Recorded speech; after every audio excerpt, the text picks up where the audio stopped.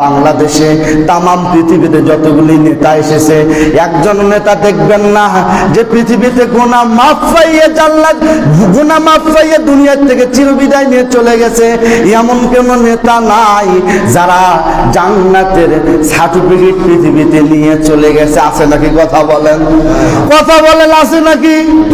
নাই। কিছুদিন আগে একজন নেতা মারা গেল, ইন্তেকাল করলো, ইব্রাহিম রাইসি।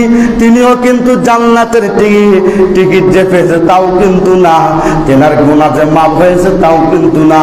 অথচ তামাম পৃথিবী তার জন্য গুমড়ে গুমড়ে কেঁদে উঠছে।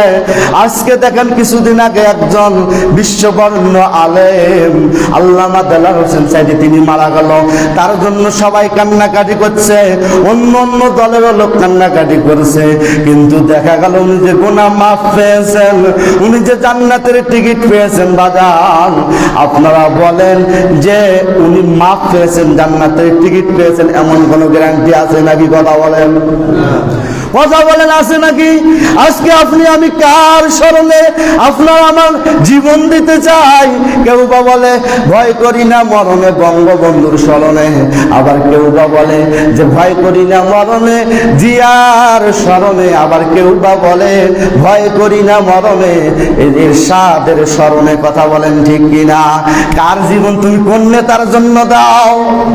শিরিক, সম্পূর্ণটা শিরিক। কথা বলেন ঠিক কিনা? জীবন আল্লাহর, মরণ আল্লাহ, রিজিক দেয় আল্লাহ, হায়াত দেয় আল্লাহ। তাহলে আল্লাহ রাস্তায় খরচ না করিয়া বাদাম কার রাস্তায় খরচ করো? কোটি টাকার মালিক দেখো অভাব হয় না দূর, গরিবে ঘুমায় গাছতলাতে মনটা বাহাদুর। ফেরাউনের লাশটা দেখো মিশর জাদু ঘরে, খায় না কোনো পোকামাটি, সবাই ঘৃণা করে।